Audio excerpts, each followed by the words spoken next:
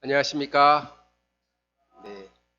오늘 요한복음 제20강 말씀의 제목은 내 안에 거하라입니다. 요절은 4절입니다.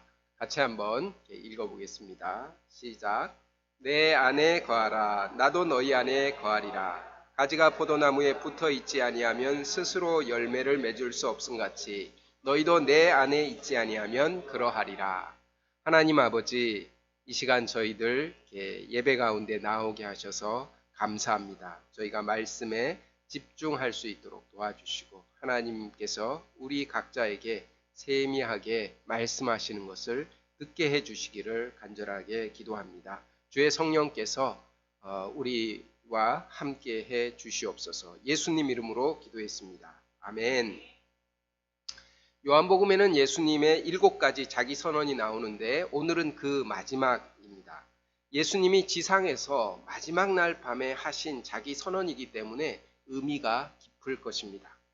나는 포도나무요, 너희는 가지라. 포도나무와 가지의 관계, 이는 불가분의 관계입니다. 부모와 자식, 또 형제지간, 친구 사이도 때로는 틀어지고 또 관계가 끊어질 수 있습니다. 관계가 끊어져도 두고 보자. 내가 너보다 더 잘 사는 것을 보여주고 말리라 하면서 이 경쟁심과 오기로 성공하는 사람도 있습니다. 하지만 가지는 포도나무에서 떨어지면 아무것도 할 수 없습니다. 그것으로 끝입니다. 가지는 결코 독자적으로 살 수 없습니다. 예수님은 이 말씀을 통하여 제자들이 예수님 안에 꼭 붙어 있는 것이 얼마나 중요한지 강조하고 계십니다. 이 시간 예수님 안에 거하는 삶은 구체적으로 어떻게 하는 것인지 배울 수 있기를 기도합니다. 제1장 나는 포도나무요 너희는 가지라. 1절부터 17절입니다. 1절과 2절을 우리 형제들이 한번 읽어주겠습니다. 시작.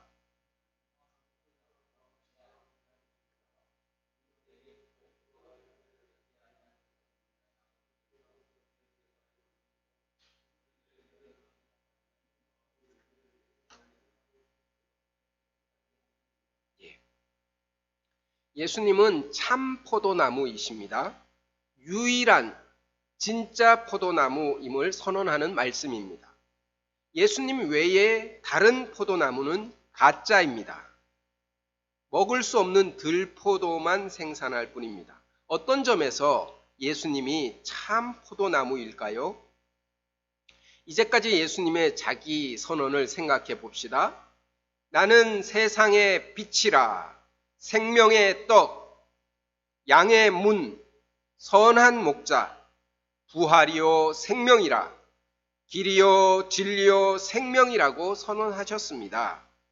참 포도나무는 이러한 내용의 연장선에서 그 의미를 모두 포함하고 있습니다. 예수님은 영원한 생명과 하나님의 진리를 열매 맺을 수 있는 참 포도나무이십니다. 예수님만이 유일한 구원의 열매를 맺는 참 포도나무임을 믿습니다. 내 아버지는 농부라. 예수님은 아버지 하나님이 농부이심을 강조하십니다. 하나님 아버지는 참 포도나무를 심고 열매 맺으려고 땀을 흘리는 농부이십니다. 하나님이 구원 역사의 주관자이십니다. 하나님이 구원할 자를 구원하시고 심판할 자를 심판하십니다. 하나님은 예수 그리스도를 중심으로 인류 구원 역사를 완성하십니다. 창세 전부터 예정하시고 아브라함과 다윗에게 약속하시고 마침내 여자의 후손 가운데서 당신의 아들을 구원자로 보내셨습니다. 인류 구원 역사를 계획하고 또 추진하고 이루시는 주체는 농부이신 하나님이십니다. 이 사실을 아는 것이 왜 중요할까요? 때로 우리는 복음 역사를 섬길 때 인간의 지혜와 의지와 노력으로 구원의 열매가 맺힌다고 생각합니다. 내가 부족해서 저 사람이 구원을 받지 못하고 내가 부족해서 나의 자녀들이 구원받지 못한다고 자신을 자책할 수 있습니다. 하지만 포도나무의 가지를 자르고 남겨두고 그래서 그 열매를 풍성하게 하는 분은 농부이십니다. 농부가 그것을 결정하는 것입니다. 농부의 부지런한 손길과 또 그 이마의 땀방울로 참 포도 열매가 맺힙니다. 가지가 무엇을 결정하는 것이 결코 아닙니다. 하나님의 구원 역사의 주체도 아버지 하나님이십니다. 한 사람이 구원을 받고 또 받지 못하는 주권이 하나님 아버지께 속했습니다. 우리는 이 사실을 겸손하게 영접해야 합니다. 하나님의 주권적인 손길로 구원의 열매가 맺힘을 알 때 우리는 교만할 수 없습니다. 내가 무엇을 잘해서 이런 역사가 일어났다 이렇게 말할 수가 없는 것입니다. 또한 자신을 자책할 필요도 없습니다. 아버지 하나님께 모든 것을 맡기고 자유로운 심령으로 주님의 역사에 충성하고 헌신할 수 있기를 기도합니다. 3절과 4절을 같이 읽어보겠습니다. 시작. 너희는 내가 일러준 말로 이미 깨끗하여졌으니 내 안에 거하라. 나도 너희 안에 거하리라. 가지가 포도나무에 붙어 있지 아니하면 스스로 열매를 맺을 수 없음 같이 너희도 내 안에 있지 아니하면 그러하리라. 제자들은 예수님의 말씀으로 거듭났습니다. 거듭난 신자는 예수님 안에 거해야 합니다. 예수님 안에 거한다는 것은 가지가 포도나무에 붙어 있는 것처럼 예수님께 꼭 붙어 있는 것을 의미합니다. 가지는 포도나무에 붙어 있으면서 그 양분과 수분을 공급받아서 생명을 유지하고 또 열매를 맺는 것입니다. 그렇지 않고 포도나무에서 떨어지면 가지는 절대로 스스로 열매를 맺을 수 없습니다. 가지는 철저하게 포도나무에 의존해야 살 수 있는 존재입니다. 이처럼 예수님의 제자는 자신의 정체가 가지임을 깨달아야 합니다. 예수님께 절대 의존적인 존재인 것을 깊이 인정해야 합니다. 이는 마치 중독 수준이 되는 것과 같습니다. 손양원 목사님은 이런 시를 지어 고백했습니다. 나 예수 중독자 되어야 하겠다. 술 중독자는 술로만 살다가 술로 인해 죽게 되는 것이고 아편 중독자는 아편으로 살다가 아편으로 죽게 되나니 우리도 예수의 중독자 되어 예수로 살다가 예수로 죽자. 그래서 어떤 이는 손양원 목사님을 예수 중독자라고 부릅니다. 이처럼 예수님 안에 거하는 것은 예수님 없이는 살 수 없는 예수 중독자가 되는 것입니다. 오늘날 어떤 사람은 커피 중독자입니다. 우리나라에는 커피 중독자가 참 많습니다. 단시간 내에 커피 전문점이 이렇게 많이 생긴 나라는 아마 지구상에 없을 것입니다. 커피 없이는 못 살아, 정말 못 살아 이렇게 말합니다. 또 어떤 사람은 낚시 없이는 못 삽니다. 우리는 무엇이 없으면 못 삽니까? 예수님 없이는 못 살아. 정말 못 살아. 이렇게 고백하며 사는 저와 여러분이 되기를 기도합니다. 오늘 도쿄 올림픽이 폐막합니다. 저는 올림픽에 출전한 선수들이 참으로 존경스럽습니다. 그들은 자기의 종목에서 금메달을 따기 위하여 일반 사람이 상상할 수 없는 그러한 땀을 흘리고 또 눈물을 쏟습니다. 그들이 메달을 따든지 따지 못하든지 그들의 수고와 인내와 성실함은 정말 박수를 받아야 마땅합니다. 저는 야구를 좋아하기 때문에 야구 경기를 잠깐 보았습니다. 결과가 별로 좋지 않아서 기분이 별로 좋지 않지만 야구 경기를 중계하는 해설자가 김현수 선수에 대해서 언급하는 것을 들었습니다. 김현수 선수는 안타 제조기다 이런 별명을 갖고 있습니다. 그런데 이 김현수 선수는 쉬는 시간에도 그 자기 종목의 야구 경기를 이렇게 집중하여 보면서 막 몰두하고 있다고 합니다. 다른 선수들이 보기에도 이 김현수 선수의 몰두함은 정말 이렇게 놀랍다고 합니다. 예수님 안에 거한다는 것은 운동선수가 자기 종목에 몰두하는 것과 같다는 생각이 듭니다. 예수님 안에 거하는 것은 시간이 남아서 취미 생활하는 것이 아닙니다. 인생에 땀을 흘리고 노력을 다하는 주 종목으로 예수님을 영접하여 사는 것입니다. 이렇게 예수님 안에 거하면 예수님도 우리 안에 거하십니다. 내 안에 거하라. 나도 너희 안에 거하리라. 예수님께서 나와 인격적인 관계를 맺고 연합해 주십니다. 나의 방패요, 나의 상급이 되어 지키고 보호해 주십니다. 나의 삶을 통하여 당신의 능력과 영광을 나타내십니다. 예수님과 함께하는 삶의 기쁨과 평안을 누리게 됩니다. 예수님 안에 성실히 거하는 삶 속에 이러한 신앙생활에 진정한 기쁨이 있는 것입니다. 우리가 예수님 안에 거하고 예수님이 내 안에 거하는 참으로 복된 삶을 살 수 있기를 기도합니다. 하지만 만약 우리가 예수님 안에 거하지 않으면 어떻게 됩니까? 5절과 6절을 우리 자매님들이 읽어주겠습니다. 5절과 6절입니다. 시작.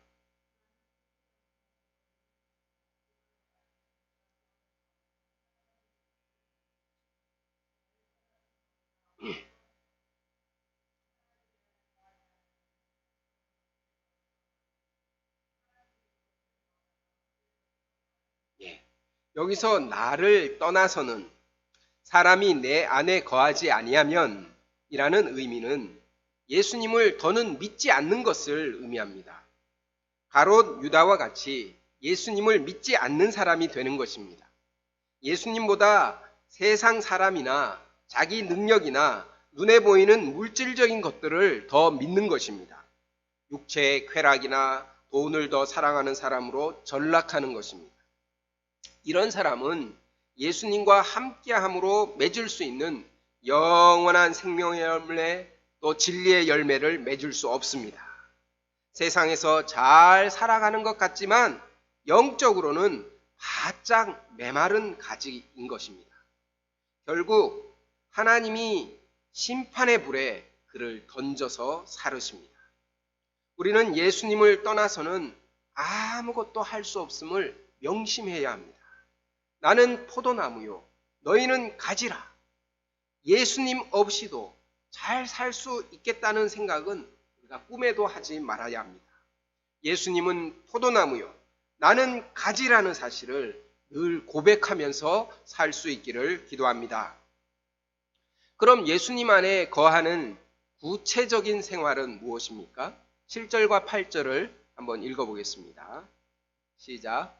너희가 내 안에 거하고 내 말이 너희 안에 거하면 무엇이든지 원하는 대로 구하라. 그리하면 이루리라. 너희가 열매를 많이 맺으면 내 아버지께서 영광을 받으실 것이요 너희는 내 제자가 되리라. 첫째로 예수님 안에 거하는 구체적인 생활은 말씀과 기도 생활을 하는 것입니다. 신자의 경건 생활의 기본이자 핵심은 말씀과 기도 생활입니다.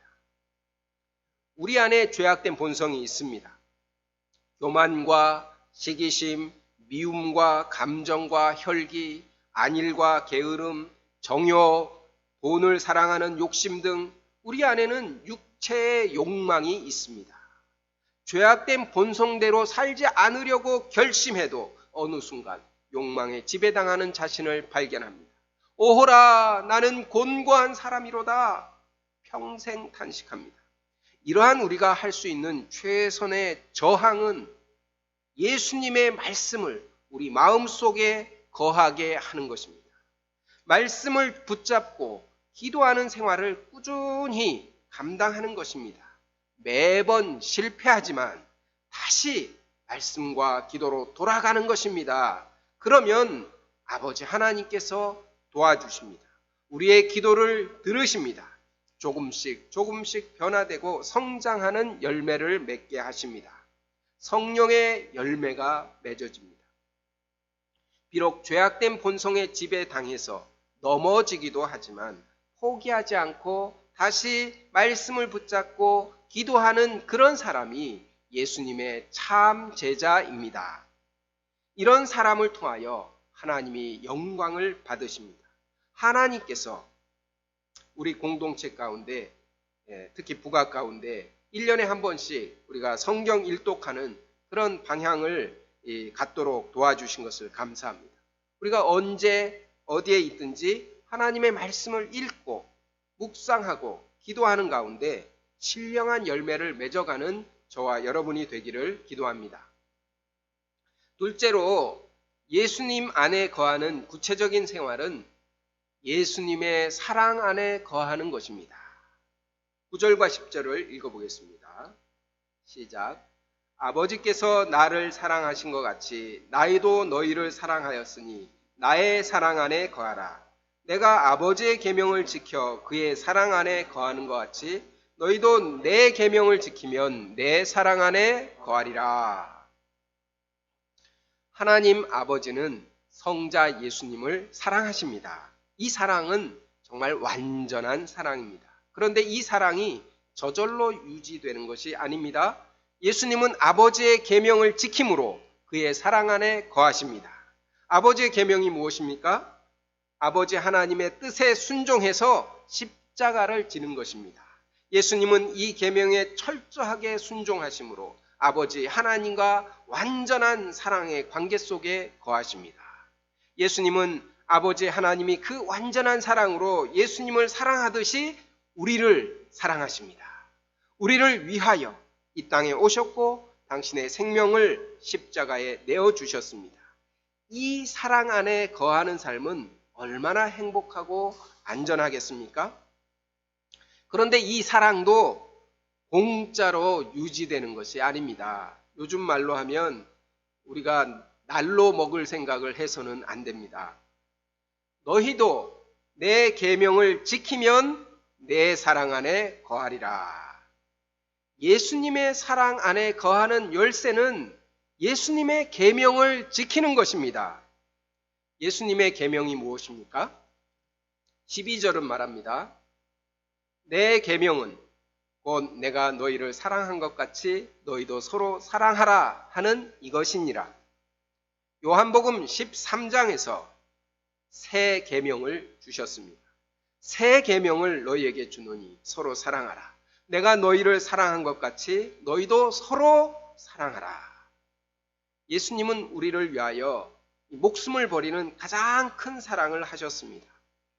예수님이 우리를 이렇게 사랑하신 것을 알고 형제를 사랑하는 것이 예수님이 주신 계명입니다. 우리가 주님의 계명을 순종하면 예수님은 우리를 종이 아니라 친구라 인정해 주십니다. 14절을 보십시오. 너희는 내가 명하는 대로 행하면 곧 나의 친구라. 이는 참으로 놀라운 말씀입니다. 우리가 예수님의 친구로 인정받는다는 것은 하나님 앞에서 정말 고귀한 존재로 인정을 받는 것을 말합니다. 예수님은 우리와 아버지의 비밀을 공유하는 그런 친구로 삼아주십니다. 하나님 아버지께서도 예수님의 이름으로 드리는 우리의 기도에 귀를 기울이십니다. 이런 사람이 되는 것보다 더 고귀한 사람이 어디에 있겠습니까? 사람은 다른 사람들로부터 인정을 받고 또 모임에서도 존귀한 자로 여김받기를 얼마나 간절히 원합니까? 이것을 이렇게 자아실현이다 이렇게 말합니다. 꽂아 놓은 보릿자루, 투명인간 이런 취급을 받으면 화가 납니다. 존재의 가벼움을 느낄 때, 존재의 의미를 상실할 때 절망합니다. 그래서 능력과 업적과 열매로 실력 발휘를 하고 사람들의 인정을 받으려고 노력합니다. 그런데 하나님 아버지와 우리 주님이 귀하다, 존귀하다 인정하시는 것이 무엇입니까? 예수님의 계명을 따라 사랑을 실천하는 것입니다. 예수님의 사랑을 실천하려는 자가 예수님의 친구요, 하나님 앞에서 가장 존귀한 사람임을 믿습니다. 17절을 보십시오. 내가 이것을 너희에게 명함은 너희로 서로 사랑하게 하려 함이라. 예수님은 우리가 서로 사랑해야 함을 강조하고 또 강조하고 반복하고 또 반복하십니다. 예수님 안에서 거하며 우리가 맺을 수 있는 가장 중요한 열매는 사랑의 열매인 것입니다. 우리는 서로의 어려움이 있을 때, 또 아픔이 있을 때에 돌아보고 또 함께 기도하며 이 작지만 구체적인 사랑의 열매들, 사랑의 기억들을 쌓아갈 수 있기를 기도합니다. 기독교는 사랑의 종교입니다. 교회가 존재하는 이유는 예수님의 사랑을 실천하기 위함입니다. 특히 멀리 있는 사람을 사랑하는 것이 아니라 가까이에 있는 사람을 사랑하는 것입니다. 예수님의 사랑을 알고 그 사랑을 서로에게 실천하는 것이 예수님 안에 거하는 가장 구체적인 삶임을 믿습니다. 제2장 너희보다 먼저 나를 미워한 줄을 알라. 18절부터 27절입니다. 18, 19절을 한번 읽어보겠습니다. 시작.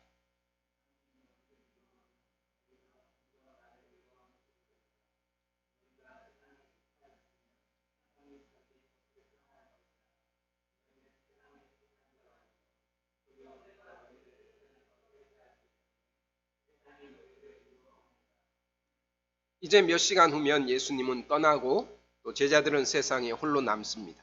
그런데 세상은 제자들에게 대해서 호의적이지 않습니다. 미워합니다. 왜 세상이 제자들을 미워할까요? 세상이 예수님을 미워하기 때문입니다. 그런데 불신자들은 이렇게 말합니다. 우리가 제자들을 미워하는 이유는 예수님 때문이 아니라 제자들 때문이다. 예수님은 훌륭하신데 제자들이 그의 말씀을 따르지 않기 때문에 미워하는 것이라고 합니다. 기독교인들은 자기만 옳다고 하는 독선자다, 자기밖에 모르는 이기주의자라고 미워합니다. 교회에서는 거룩한 척하지만 사실은 욕심 많은 위선자라고 비난합니다. 인터넷 공간에서 기독교인들에게 행해지는 언어폭력은 어제 오늘 일이 아닙니다. 우리는 흔히 1세기 크리스천들은 그들의 훌륭한 삶 때문에 세상 사람들로부터 칭찬을 받았다고 생각합니다. 하지만 사실은 수많은 기독교인이 감옥에 갇히고 사자밥이 되고 칼날에 피를 흘렸습니다. 사도들은 순교를 당했고 성도들은 세상의 미움과 폭력을 피해서 카타콤, 지하 공동묘지에 숨어 살아야 했습니다. 대한민국에 예수님이 편만이 전파되기까지 순교자들이 많은 피를 흘렸습니다. 역사적으로 기독교인이 미움을 받지 않은 때는 중세시대뿐인 것 같습니다. 하지만 세상은 그 중세를 암흑기다라고 부르면서 못마땅하게 여깁니다. 예수님은 말씀하십니다. 세상이 너희를 미워하면 너희보다 먼저 나를 미워한 줄 알라. 세상이 제자들을 미워하는 근본 이유는 우리의 부족함 때문이 아니라 예수님 때문입니다. 그러므로 우리가 세상의 미움을 받을 때 자신을 지나치게 자책하지 말아야 합니다. 오히려 내가 예수님께 속한 자구나, 그것이 증명되었음을 알아야 합니다. 주인을 박해한 사람들이 그의 종을 박해하는 것은 당연합니다. 하지만 그러한 박해 중에서도 예수님을 영접하고 그의 말씀을 순종하는 사람도 있습니다. 21절과 22절을 보십시오. 예수님과 그의 제자들을 미워하고 박해하는 자들은 어떻게 됩니까? 예수님과 제자들을 미워하는 것은 하나님을 믿지 않는다는 증거입니다. 예수님은 하나님의 아들로서 이 땅에 오셨고 또 하나님을 증거하셨습니다. 하나님만이 하실 수 있는 능력을 행하셨습니다. 예수님을 보는 것은 하나님을 보는 것입니다. 그러므로 예수님을 믿지 않고 오히려 미워하는 죄에 대해서 핑계할 수가 없습니다. 예수님과 그의 제자를 미워하는 것은 하나님을 미워하는 정말 용서받지 못할 큰 죄악을 범한 것입니다. 그들은 반드시 심판을 받을 것입니다. 제자들은 세상에서 미움을 받을 때 무엇을 해야 합니까? 아무 말도 하지 말고 가만히 피신해서 있어야 합니까? 25절부터 27절을 보십시오. 제자들에 대한 미움과 박해는 성경의 예언이 성취되는 것입니다. 예정된 것이기 때문에 피할 수 없습니다. 예수님은 당신을 미워하는 세상에 보혜사, 곧 진리의 성령을 보내십니다. 진리의 성령은 예수님이 하나님의 아들 그리스도이심을 증언하십니다. 그리고 제자들도 세상에서 예수님이 누구신지 아는 유일한 자들이기에 그를 증언할 수 있습니다. 신자는 세상의 미움과 박해 앞에서 위축되거나 도망가지 말고 진리의 성령과 함께 예수님을 증언하는 사명을 감당할 수 있기를 기도합니다. 국제종자은행이 운영하는 종자 저장고가 있다고 합니다. 그것을 시드볼트라고 합니다. 종자 금고입니다.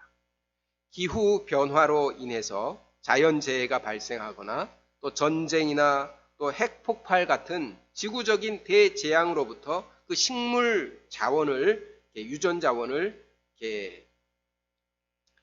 보호하기 위해서 만들어졌습니다. 영구 저장 시설이라고 합니다. 전 세계에 단 2군데 있습니다. 노르웨이 스피츠베르겐 섬에 있는 것은 공유, 우리 밀이나 쌀, 보리 이런 이렇게 공유들을 보관합니다. 그리고 다른 한 곳은 야생 식물 자원들을 이렇게 그 씨들을 이렇게 보호합니다. 이 다른 한 곳이 어디에 있는 줄 아십니까? 네? 어디에 있습니까? 예, 놀랍게도 우리나라에 있습니다.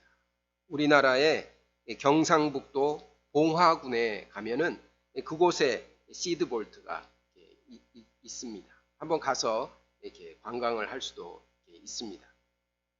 이곳에 진짜 야생 식물 자원을 보관합니다.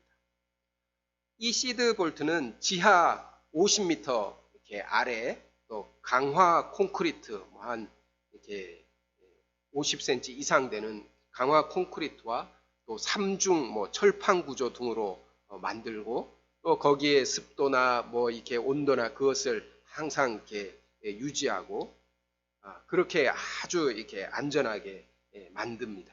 그래서 정말 지구상에 핵폭발이 일어나도 가장 안전한 곳이 어디냐? 바로 여기 시드볼트라고 합니다. 그래서 그 안에 있는 씨들, 종자들을 잘 이렇게 안전하게 보호합니다.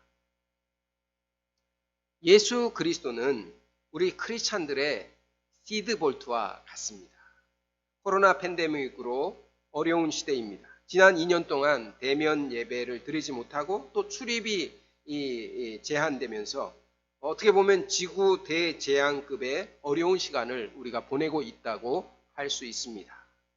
그럼에도 우리의 삶이 안전하게 보존될 수 있는 이유가 어디에 있겠습니까? 내 안에 거하라. 나도 너희 안에 거하리라. 예수님 안에 거하기 때문입니다. 예수님의 말씀과 그의 사랑 안에 거할 수 있기를 기도합니다. 우리가 어떤 시대, 어떤 상황 속에서도 서로 사랑하라 하시는 예수님의 계명을 지키면서 예수님을 증거하는 저와 여러분이 되기를 기도합니다. 기도하겠습니다. 하나님 아버지, 예수님과 예수님의 제자들을 미워하는 시대 가운데서 우리가 어떻게 보존될 수 있는지, 어떻게 열매를 맺으며 살아갈 수 있는지 가르쳐 주셔서 감사합니다. 예수님 안에 거할 때 정말 생명의 많은 열매를 맺고 하나님을 영화롭게 할 수 있습니다. 예수님 안에 거하는 삶은 말씀과 기도 가운데 또 예수님의 계명을 지키는 삶임을 배웠습니다. 하나님 아버지, 저희가 어려운 시대, 또 어떤 시대에 살아가든지 예수님의 말씀을 붙잡고 기도하며 예수님의 계명을 지켜서 서로 사랑하는 이러한 삶을 살아갈 수 있도록 인도해 주시옵기를 간절하게 기도합니다. 예수님 이름으로 기도했습니다. 아멘.